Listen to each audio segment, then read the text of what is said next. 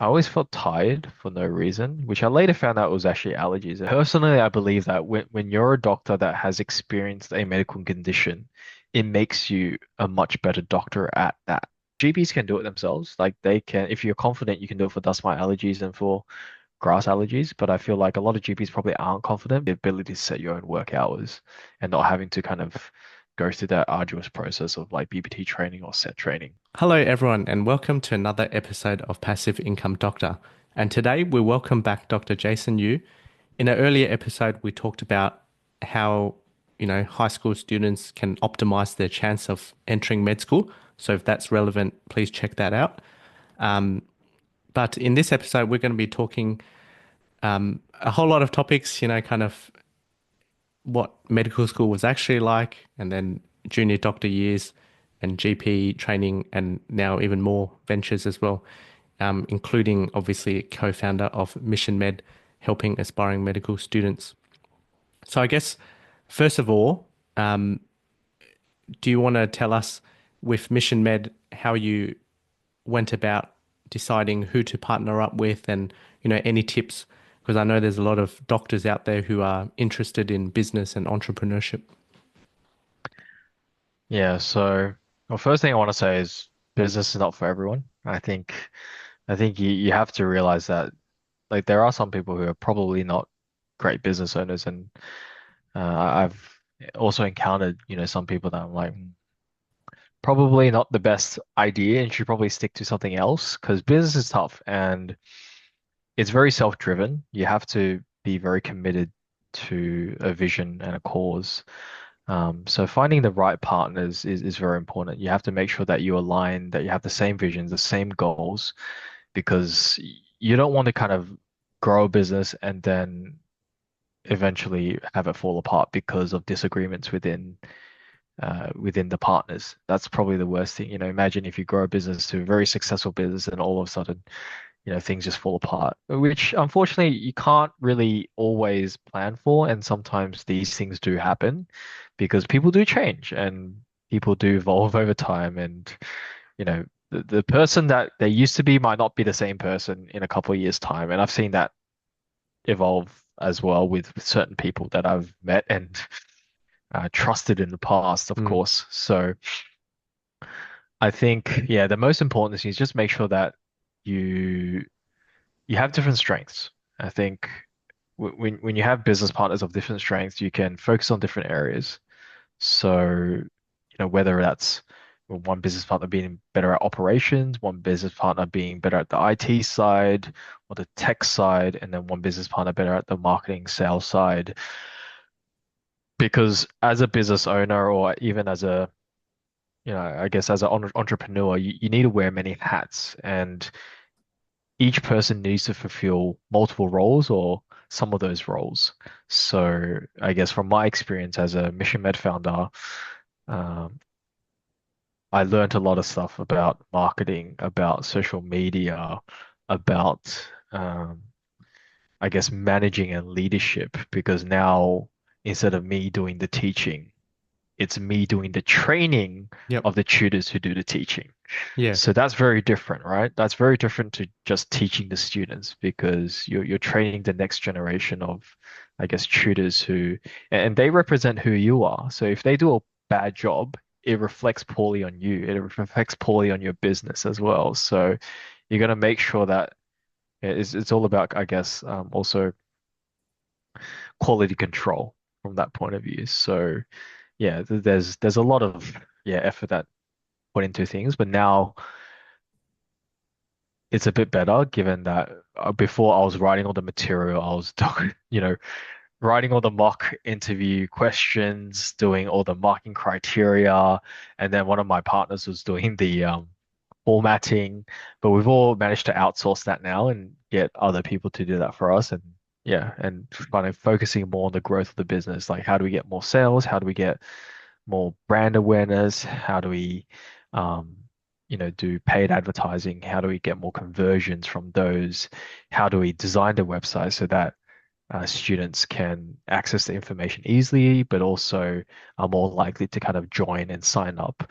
So there's many different like little nuances, and yeah, I've learned a lot from many different people, like listening to podcasts on business, reading books on sales and marketing. So yeah, very, very exciting, but very different. And I guess I hope that kind of answered the question. I know Yeah. that went on a bit of a tangent, but yeah, No, I think that's very helpful. And I think, talking to other entrepreneurs, one common theme is, yeah, in the initial stages, for example, if it's just you, yeah, you're wearing every hat, yeah, you're doing the sales, marketing, but then also operations as well, accounting, tax, the list goes on. yeah. Um, I guess for yourself, how did you know what your strengths were going into the business? Like as you said, generally speaking, if there's two people, one might be the more, getting sales, facing media, facing clients, and the other might be more kind of back of house operations, accounting, keeping. Of course, there's variations, but for yourself, like, how did you go, maybe with your business partner, how did you kind of divide roles and things like that? I think I was a bit naive when I first went into it, so I don't think I went in there was like, hey, these are my strengths. This is what I'm gonna do. We kind of just went in there and we were like, okay, this needs to be done. Yep. You do this, you do that. And that's how we kind of started things.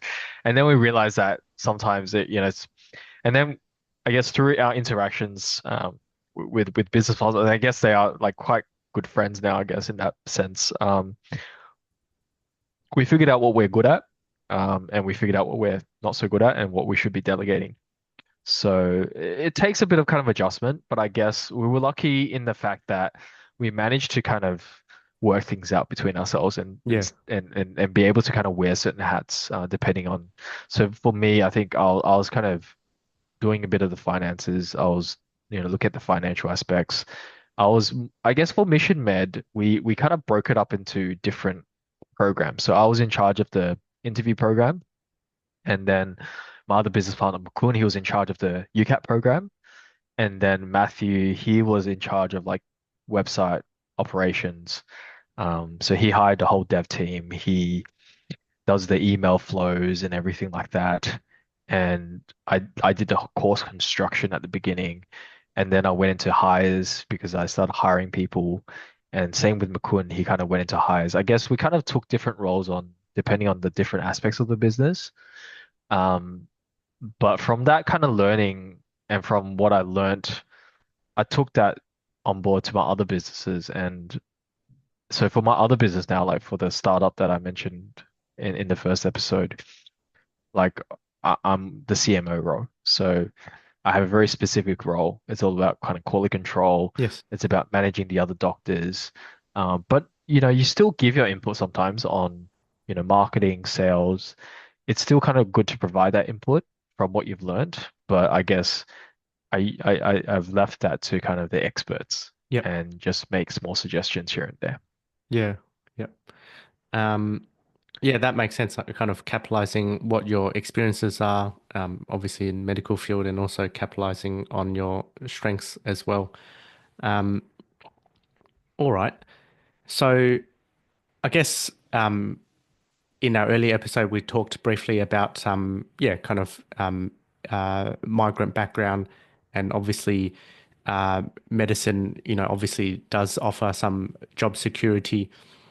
Going all the way back, what was, any discussions around money and investing like growing up?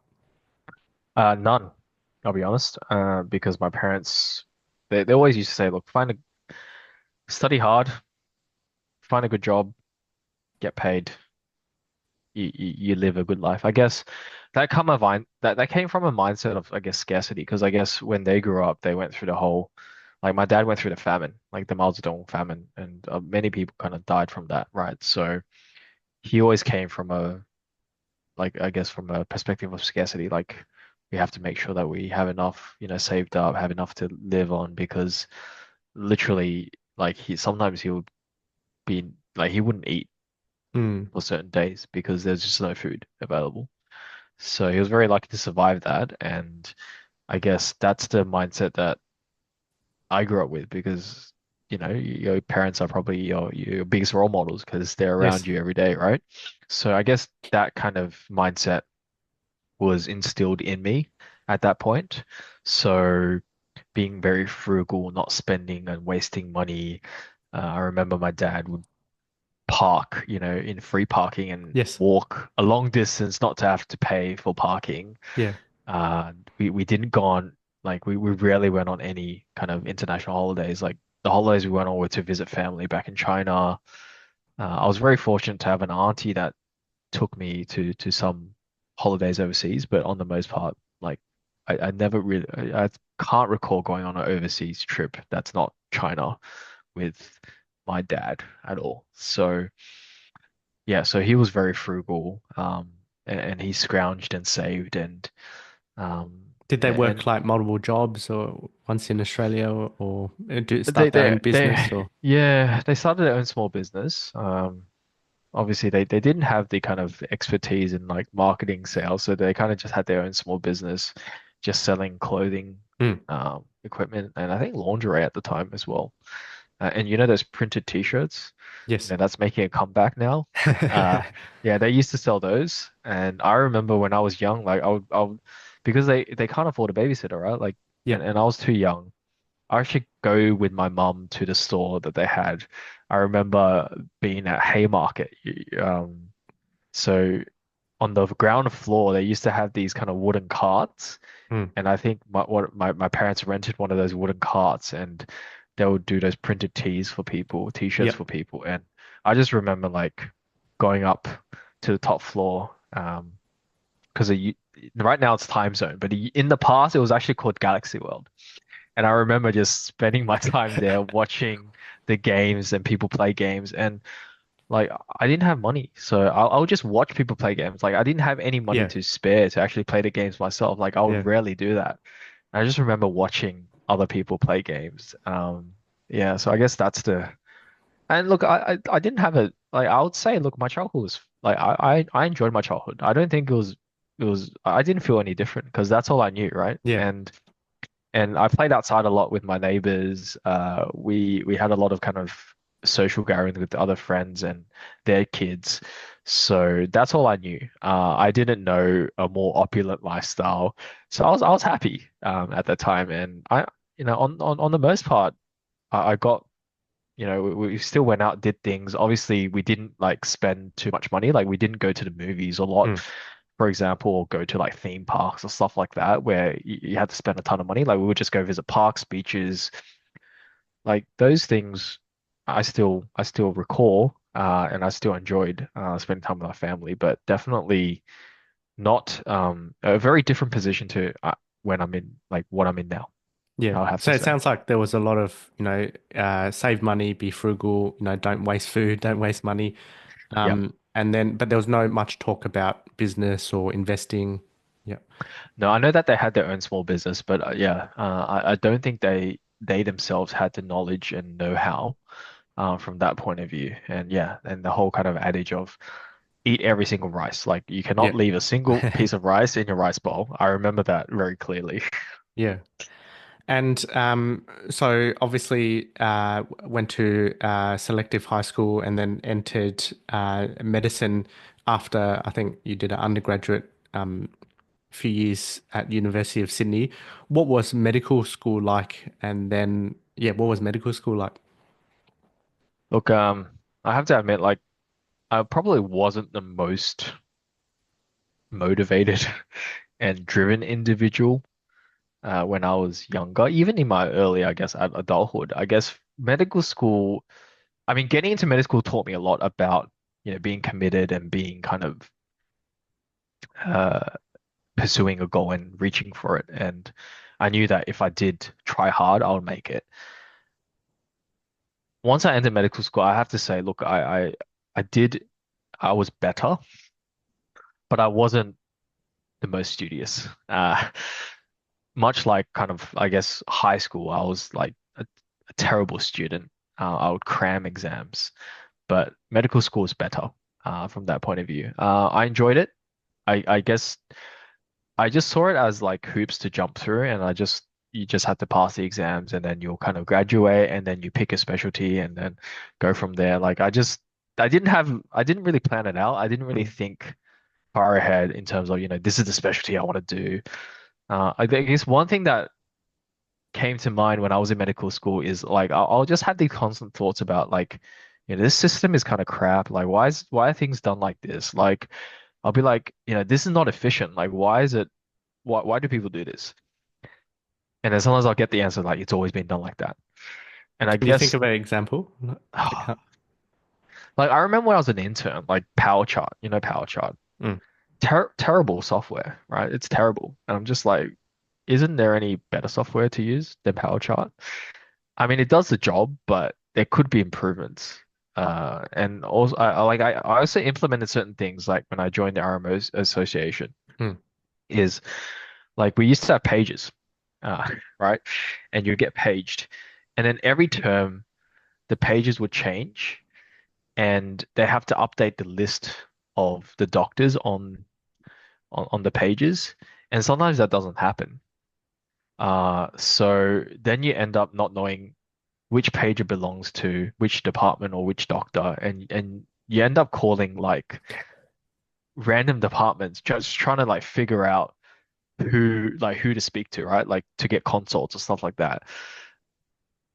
I remember like we managed to set up like a web page where all these page numbers were linked to like specific departments. So like whichever page you typed in, you'll know that it goes to that department because you hand over the pages after every rotation. So instead of having to rely on these kind of paper forms that gets lost and get like thrown away and stuff like that, that's something that we did, I think, as an association, which helped, I guess, improve the communication. I mean, pages still weren't the best way to communicate, but I guess we just had to work with what we had. So things like that, I guess. And I guess that's probably one of the reasons why I became interested in business because like business in itself is all about solving problems. Yep. It's about like I guess it has some similarities to medicine, right? Like diagnose, treat.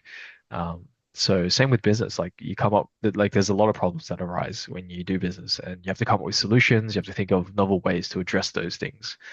And I guess thinking back now, I think I kind of set myself up down this path because yeah, I don't think I would have been happy just pursuing a specialty without that kind of business Mm. side. Yeah. And for medical school, as you said, kind of went through it. Like, did you have any kind of jobs or businesses on the side or?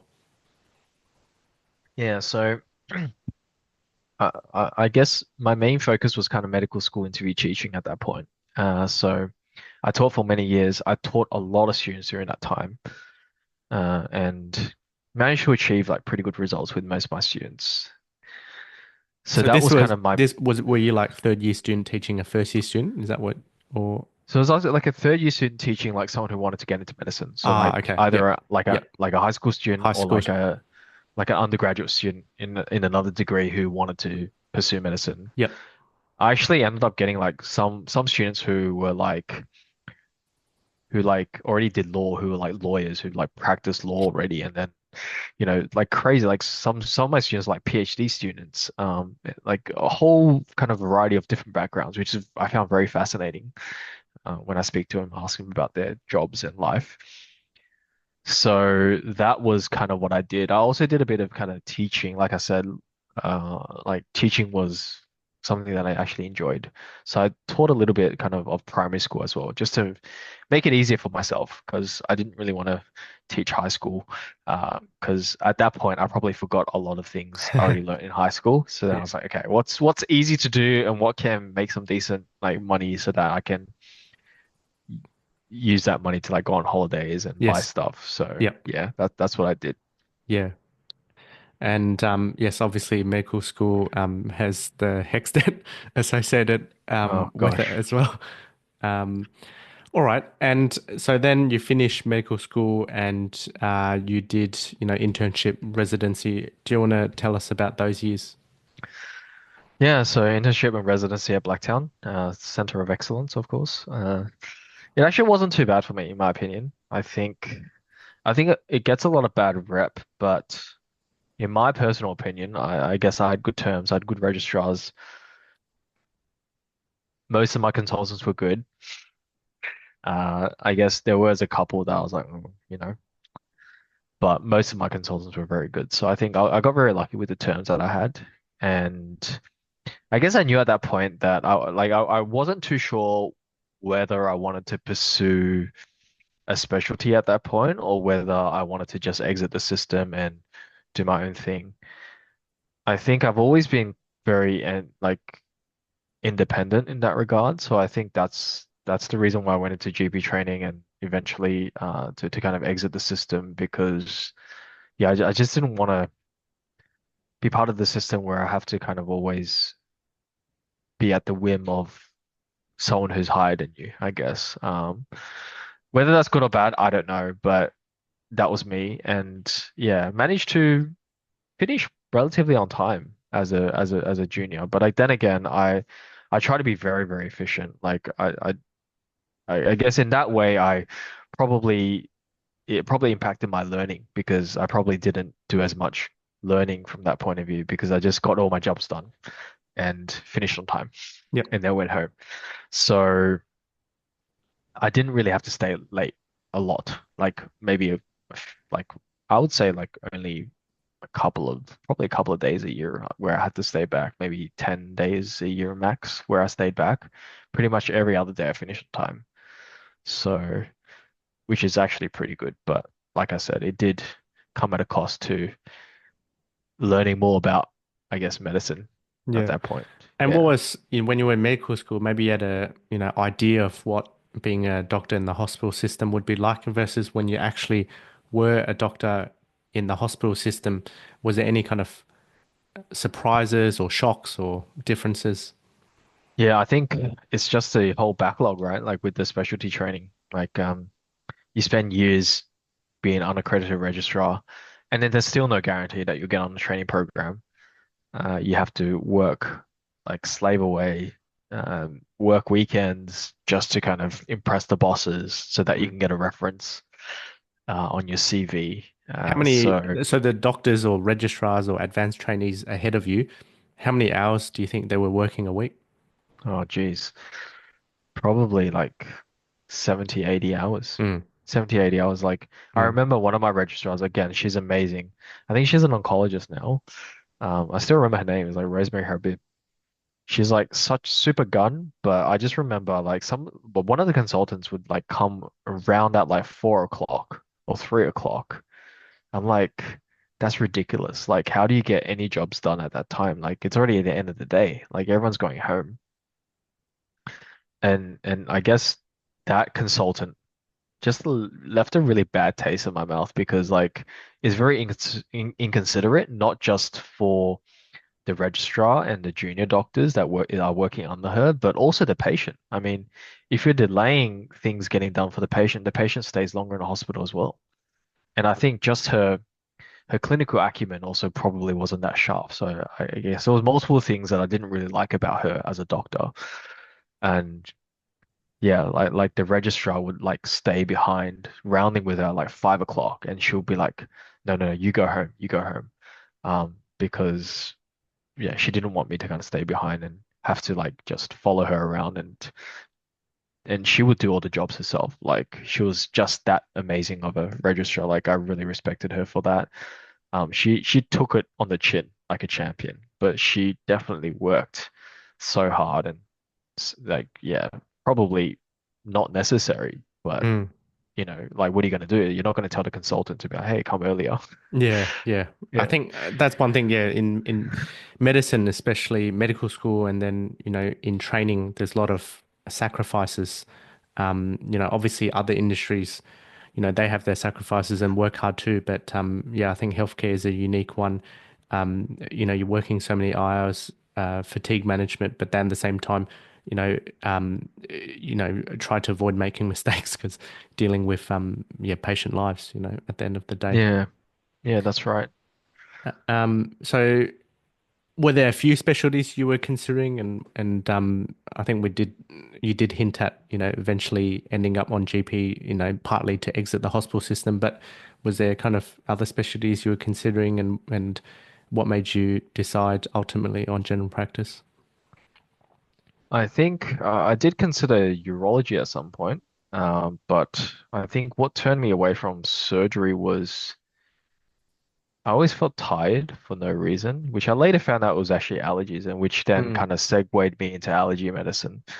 So I would just feel very tired, even if I've slept, 7 or 8 hours. I would just wake up feeling like I have no energy, feeling like just not myself. And my friends always used to call me like the tired one.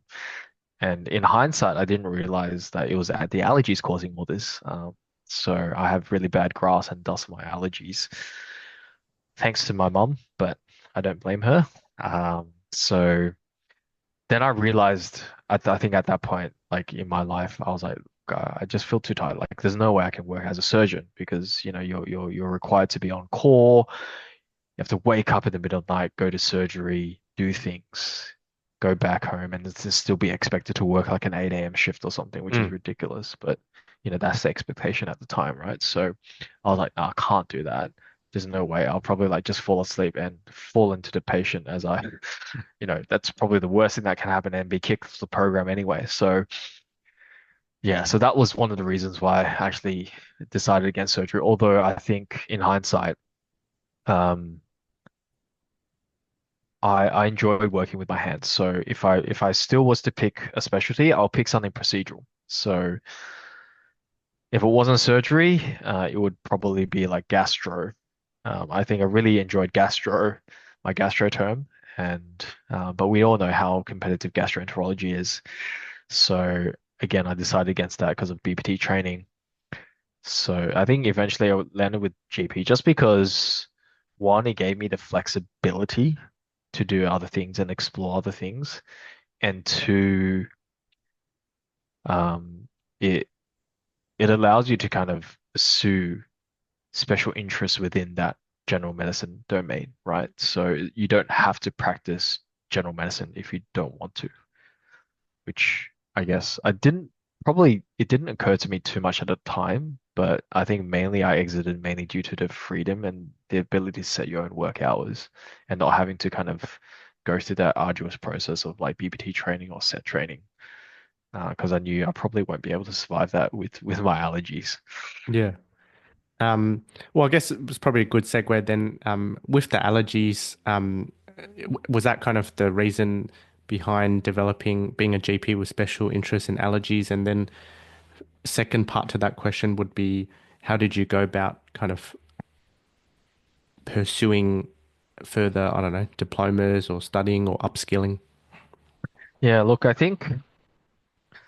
think definitely like personally I believe that when you're a doctor that has experienced a medical condition, it makes you a much better doctor at that thing. So before this happened, like I got pneumonia. And in the past, I thought every single cough was like OD.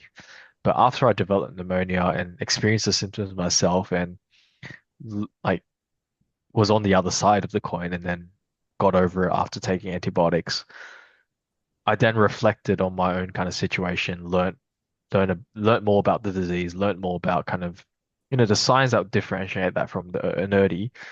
And I can tell you now, like almost like there's been like, at least 4 cases I was like, yeah, like that's pneumonia straight away, like just based on my kind of own experiences and what the patient was telling me. And I guess in that way, uh, that's how I discovered allergy medicine is it was actually my sister who got sick and we kind of freaked out because she was getting tingling in her upper lip and we're like, crap, like is there like a mass on the brain or something, like some kind of something, a tumor compressing the nerve? And it actually turned out to be a mucocele. But I didn't realize mucoceles could get that big that to compress on her Hmm. trigeminal nerve, like Wow. her V2 trigeminal nerve. Yeah, apparently it did. So that made me think like, crap, like if she has allergies and I had allergies, I guess like I should probably get treated. And in the past, like thinking back, like there were times where I would mow the lawn or do gardening, and the next day I'll feel like rubbish. I'll feel like I had the cold, and I'm like, but I'm not sick because the day after I feel better. and it just never clicked. I guess I kind of thought, oh yeah, allergies, no big deal. I just kind of pushed it into the back of my mind. And then like 10 years later, I'm like, oh wait, like maybe I should treat myself. I might actually feel better if I treat myself. So then that so then I actually sought help from my friend, who now I work with in the Australian Allergy Centre, which we are also rebranding soon. So he had a look in my nose. He was like, bro, your left nostril is completely obstructed. Well, I can't even advance my scope. And he's like, you have such bad allergies. Like, are you on any treatment? I'm like, no. And then that was what kind of brought me into like, and then I started treatment and he gave me prednisone. He gave me, I think, an antibiotic as well. Like, I think it was Doxy. And then he gave me like sinus rinses with the Pulmicort or the budesonide sinus rinses. And after taking the prednisone, I felt amazing. I remember clearly I got into my car one day and I was like, my God, like my car stinks. And I could never smell it. I could never smell it. And I was like, crap, okay, I gotta clean my car. I gotta ask someone to professionally wash it and clean the insides. But that's what allergies does to you. So it reduces your sense of smell. And then if you get nasal polyps, you can actually lose your sense of smell completely. hmm, So I never realized because I never treated myself. And then I went on this whole regime. It took me about 6 months before kind of felt a lot better. And I always had this kind of globus sensation in the back of my throat, especially when I woke up. And I never knew what that was. It turned out to be very thick, almost like glue-like mucus hmm, that was kind of sitting in the back of my throat the whole time. Because after I treated myself, that went away. And I was like, wow, like I actually kind of feel normal all of a sudden. And that opened my eyes to like, wow, like a lot of people could be suffering from this and not realizing it because it doesn't kill you, but it sure makes your life crap. And I guess that's what prevents people from seeking treatment is like they get so used to it, like this is their normal. Like they just feel, I just have to live with this for the rest of my life. And that was me like 5 years ago. Like I just thought, oh, I just got to put up with it. But then I treated myself and I felt so much better. And I was like, I could help many people in that situation realize that. And yeah, and then um, I started working at my friend's, Australian Allergy Centre a couple of years ago. I did a diploma of allergic diseases actually, it was a certificate, not diploma, certificate of allergic disease at Western Sydney University, which again helped. And I've also shadowed some immunologists at RPA because I wanted to move more into kind of food allergies as well, because that was very interesting. And hopefully learn a bit more about contact dermatitis. That's an area that I'm actually doing further studies on at the moment, which again I found very interesting. And it just made me realize that there was actually a lot of patients I probably saw in the past that probably had contact dermatitis. And I probably misdiagnosed it because I just didn't have that knowledge at the time. So yeah, just building that knowledge base and learning more about these kind of areas and hopefully being able to deliver a bigger, I guess, array of options hmm. for my patients. Yeah. Yeah, So as that in like you thought maybe allergic dermatitis, but on hindsight maybe contact or irritant contact dermatitis. Like yeah. So I just thought it was eczema, but I think in hindsight now I was like, wait a minute, like it's probably contact irritant or contact allergic dermatitis. Uh, but it's okay because I guess the treatment's the same, and as long as they're okay, like if it keeps cropping up and keeps becoming a problem, yeah. then definitely they'll need testing. But if they're quite Yeah. manageable with just the creams and stuff, it Yeah. generally like it's not worth it to go down that route Yeah. testing. Yeah, for a lot of people. Yeah. Well, I guess let's talk about some of the services offered. And obviously, a disclaimer, none of this is personalized medical advice. Of course. Please, all listeners speak to your own uh, doctor. So I guess I think some of the things you offer or the clinic you work at offer is skin prick testing, nasoendoscopy, immunotherapy. Do you want to for our medical students or doctors in training, GP registrars, do you want to explain some of these things? Yeah, so skin prick testing is introducing the allergen into the dermis of the skin. So through like a prick, we use a plastic lancet to do that, and we have stock allergens in liquid form to be able to do that. So we know that generally speaking, because the skin prick test is still not 100% accurate, but on the most part, it's quite accurate. Uh, if you have an allergy, we expect that allergy to show up on the skin when we do a skin prick test because the IgE from the allergen, sorry, the allergen will react with the IgE in the skin to then cause a reaction, causing the mast cells to release the histamines and Explain. other, Yeah. yeah, like leukotrienes and other chemicals, mediators, causing a wheal. So you'll get a hives-like reaction or mosquito bite on positive results.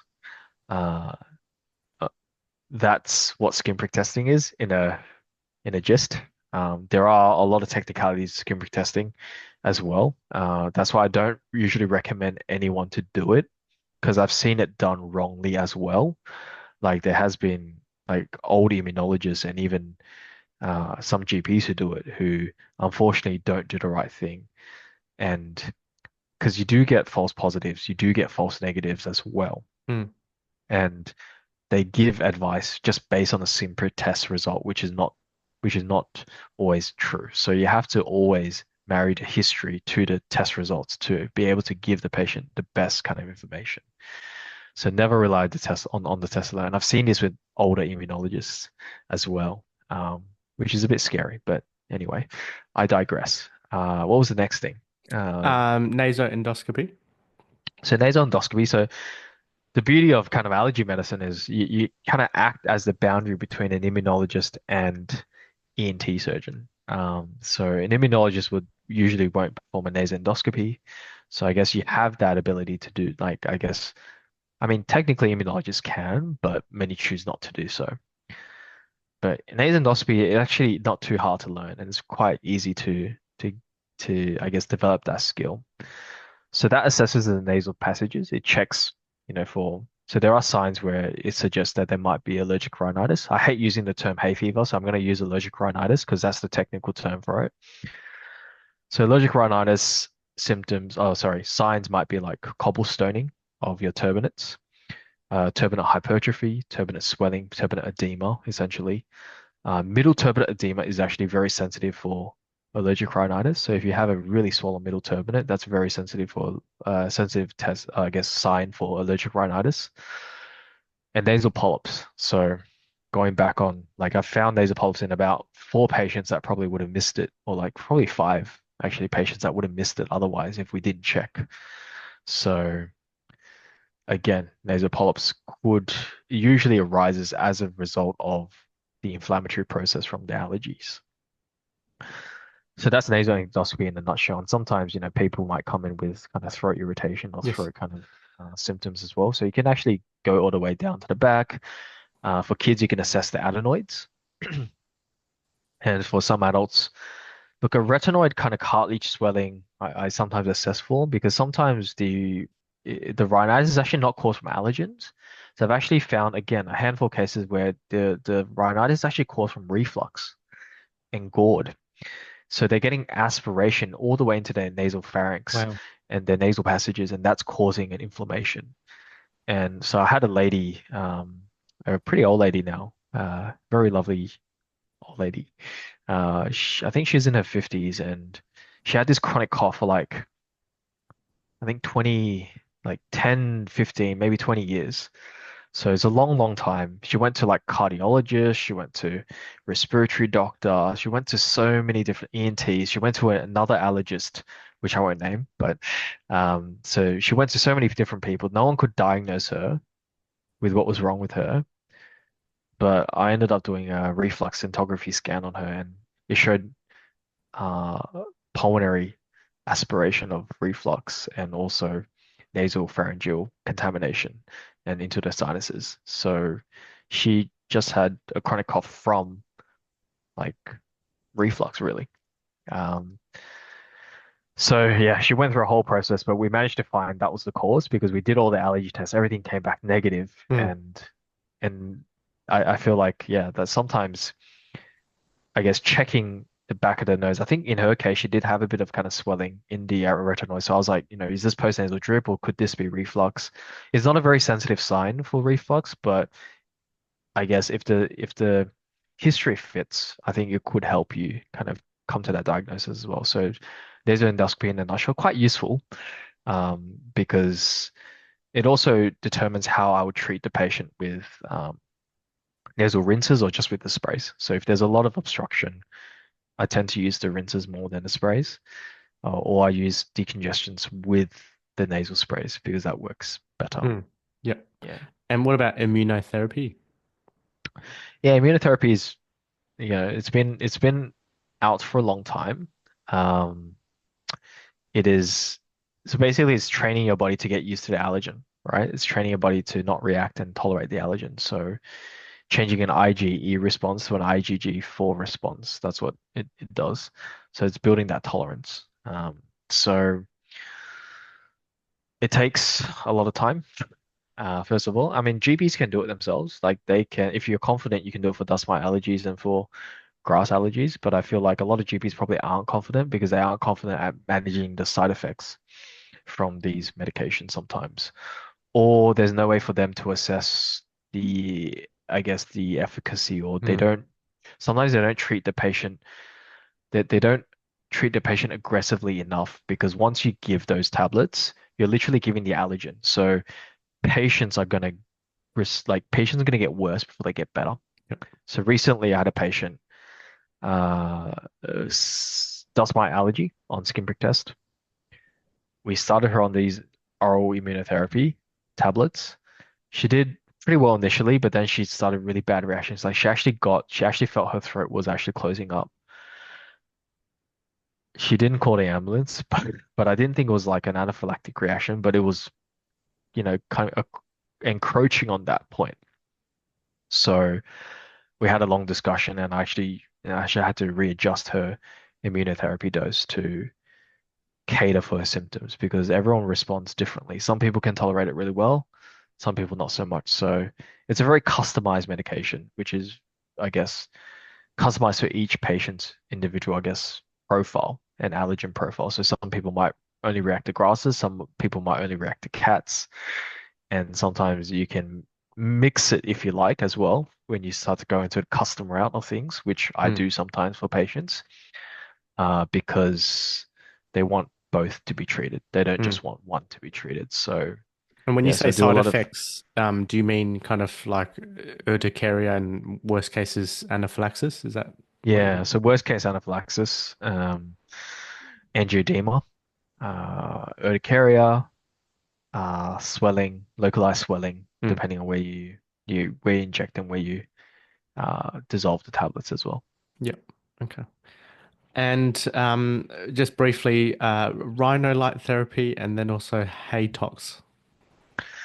Yeah, rhino light therapy. So it uses visible light and UVA, UVB together to basically inactivate the mast cells or destroy the mast cells in the nose. This therapy usually you would use as an adjunct. I would never use this therapy by itself alone because it's only a temporary measure therapy. So I generally don't like using it just by itself because it doesn't fix the problem, right? It gets rid of the mast cells, but then they'll grow back. They'll come back eventually.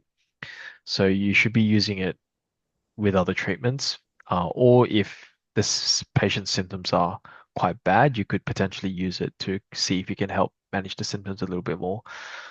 Most, like from what my experience, a lot of people probably, I mean, the barrier to it is having to come in so often. Like they have to come in like twice a week to get the treatment and for like a total of 8 weeks. So generally that's the barrier. Like people just don't like coming in because it's hard to do so, which is understandable given that everyone's busy with work and things Mm. like that. So it's not something that we use often, but we do use it. here and there depending on the patient, and we have to be quite selective with which patients we use it for. And Hatox? Hatox. I have a love-hate relationship with Hatox, because cosmetic physicians love it. Um, Makes them a quick buck, but the problem is, again, you're not treating the underlying allergy. So we know how Botox works, I guess, or botulinum toxin works. Like, I believe it blocks the kind of acetylcholine receptor pathway, and therefore that's why it works for sweat, like hyperhidrosis Mm, mm. and for muscles, right? It basically paralyzes that I guess that um, I forgot the exact mechanism, but it affects that junction, right? So then the acetylcholine receptors don't work. In some ways, it has a benefit for the nose as well. So there has been studies to show like it does help with more so for non-allergic rhinitis. It doesn't help with congestion as much, in my opinion. It's probably better for like runny noses Yep. and those kind of symptoms. So if you have a blocked nose or congested nose, it actually isn't the right treatment to use. So that's my pet peeve with cosmetic physicians is because they just give it to everyone who has hay fever. And it only really lasts about 6 months.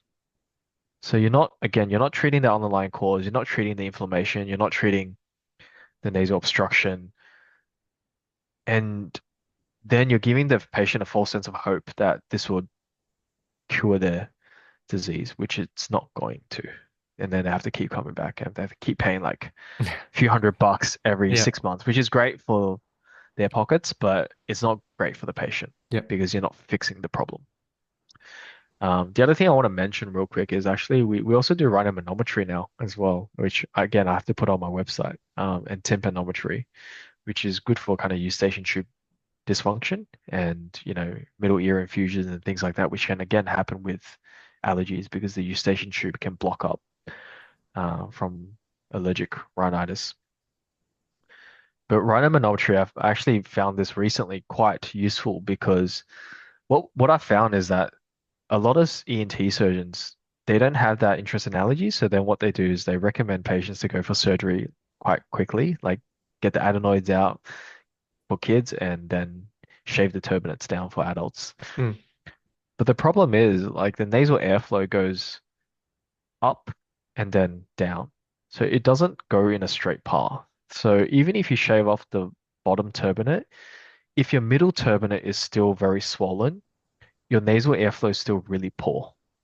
So like it's very interesting because I didn't realize this before until I actually started doing the test. Is like there's some patients with very open airways just by looking at the with their nasal endoscope Mm. because they've had their turbinates reduced, but they haven't reduced the middle turbinate. So the middle turbinate is still bulky and big from the allergies.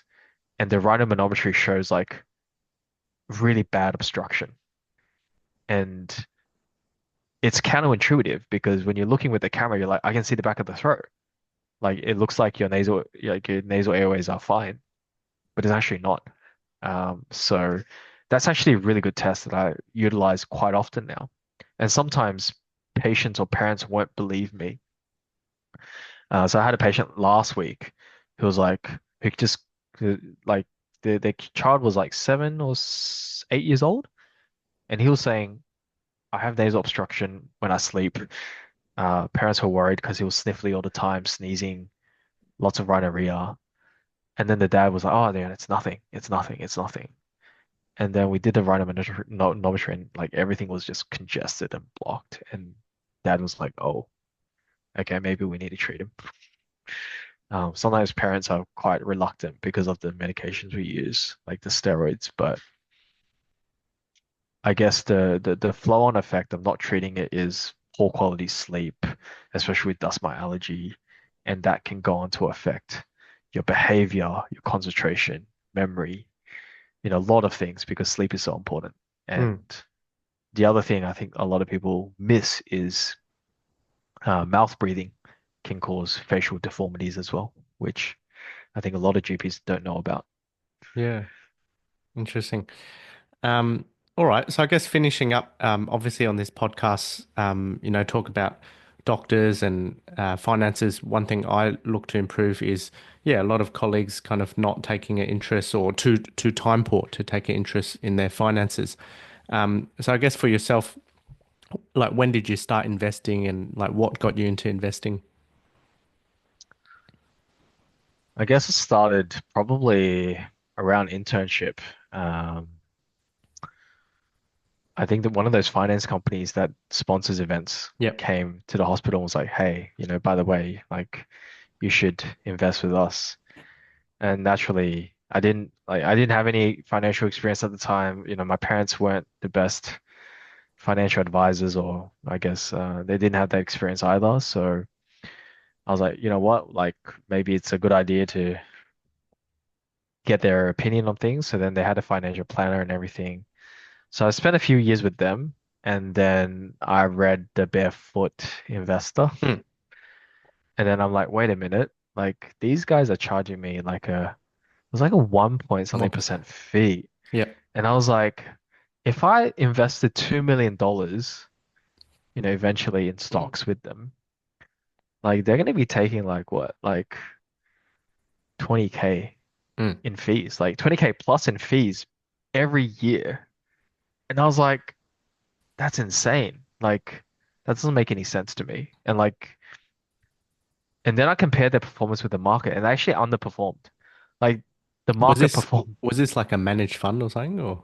Yeah, like what they would do is like they'll invest like they'll allocate portions into Oh, different yep. managed funds. Yep. And then they'll give you those fancy graphs and be Yeah, like, yeah. hey, you know, we did this for you, you know. But then I looked at the average performance of the stock market. I'm like, they didn't even outperform that. So why am I paying ridiculous fees for them to not even like outperform the stock market itself, like the average, right? And then I learned more about kind of, yeah, most managed funds don't do better than the stock market. So then I was like, okay, well, I'm gonna take out all my money, gonna start investing it myself. So that's kind of what started the journey, I guess, of investing and learning more about money. And yeah, so that was probably, I think, when I was a GP registrar at that point. I think that's when I started to move my money around and try to do things myself. Yeah. And what was the next step? So once you pulled the money out of the managed funds, what did you do next? I think I invested in like Raise, and then I moved it to Spaceship, and then after that, I kept it in there for like a year, and then during COVID, I think I moved it to a platform called Self Wealth. So I just started Mm. buying ETFs there Yep. myself. Yep. Yeah, it's like $10 brokerage fee, and then that's it. Yeah. Yep. Yeah, ETFs, and kind of, I think, uh, a much lower fee is my understanding. ETFs. Yep. Yep. yeah. And what about property as well? You can share as little or as much as you want. Yeah. Did you do any property investing? And yeah. Probably didn't do a good job at it. So I think the first property that was meant to be an investment was actually meant to help my grandparents. So they needed somewhere to live. So then my parents were like, hey, how's this apartment in Blacktown? They're close to family, they can rent it from you. And yeah, so when that settled, they got allocated like housing. So in the end, they didn't need it. So Mm. then I ended up renting it out. And then what happened was like Blacktown went through a whole growth of like apartments, and there was like so many apartments coming up at that point. So then all the prices started dropping, and then they discovered problems with the building. So then that just tanked the prices of that investment, and like it didn't grow. It actually went backwards after like almost 10 years, like eight Yeah. Wow. years.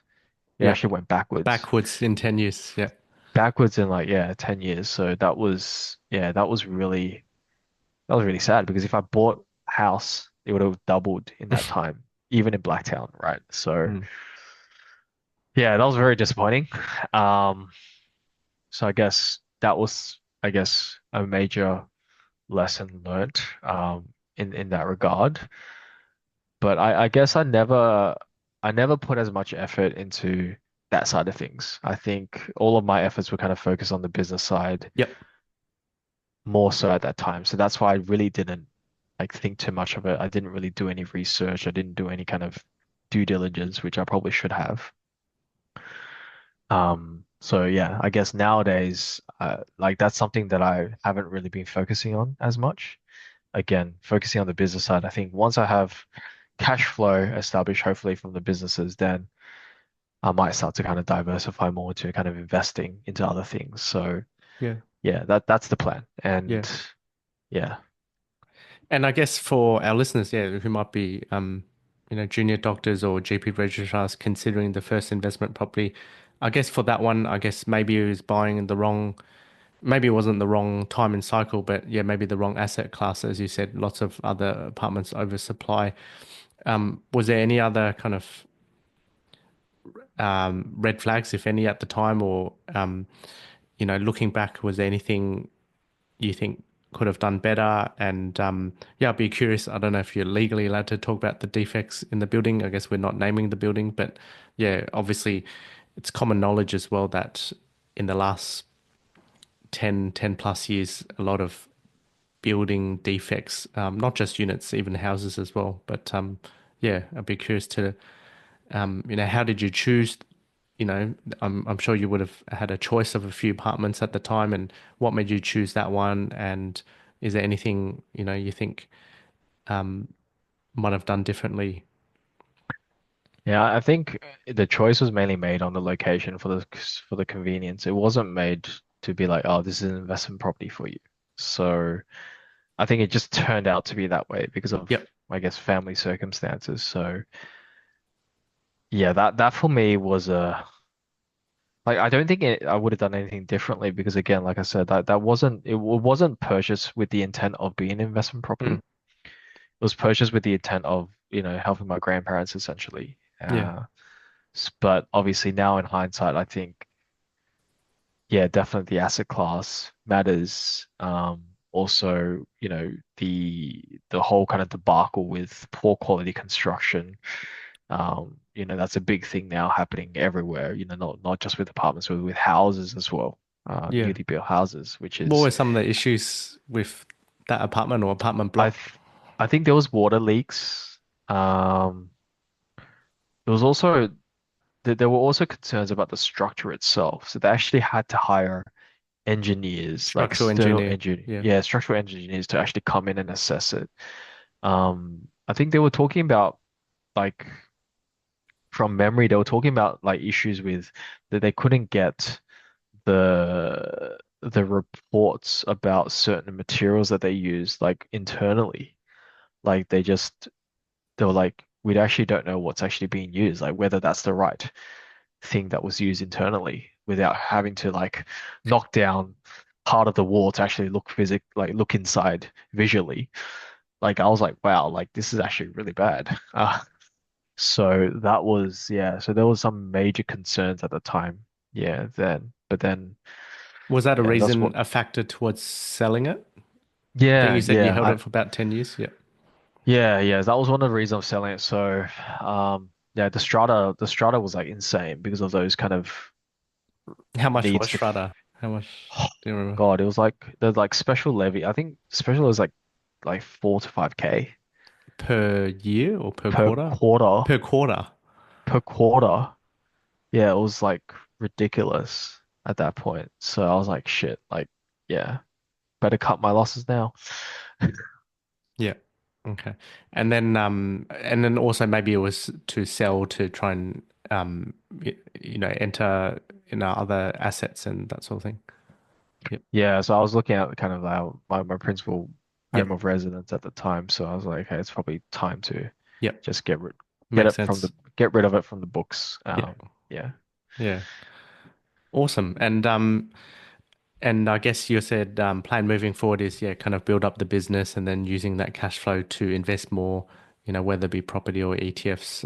So that yeah, I think that's good to kind of have a plan and medicine and talking about money and investing is often a taboo subject, like a lot of the times you might default to, oh yeah, just work more hours to earn more. But I think if you can pay attention, see where some expenses or big expenses that you can cut down, and then also as well, can think of, yeah, as you said, work on your business. What are some things that can make the business more viable, more profitable, and then also if you select the right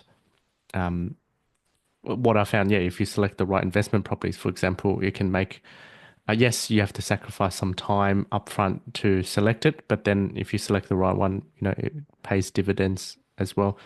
And yeah, thank you for coming on to show and, being vulnerable and sharing some of those stories. A lot of doctors I've talked to have had similar or probably even worse stories in terms of financial loss, and often at times it can be seem very isolating.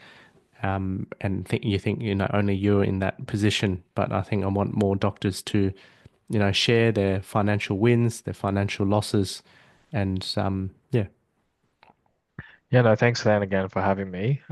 Definitely really appreciate it, and hopefully your listeners, gain something from the podcast. If it's okay if I might add in a quick thing, so we are looking at recruitment for the allergy side of the business. So if there's anyone who's listening who's interested, I'd love to kind of speak to you or reach out, get in touch. Love to kind of open that conversation and whether there could be something that we could work on together in the future as well. yeah. So yeah, finally, how can people kind of connect with you, reach out, and find more about what you do? Yeah, of course. Like I said, LinkedIn would be good. So feel free to send me a LinkedIn invite.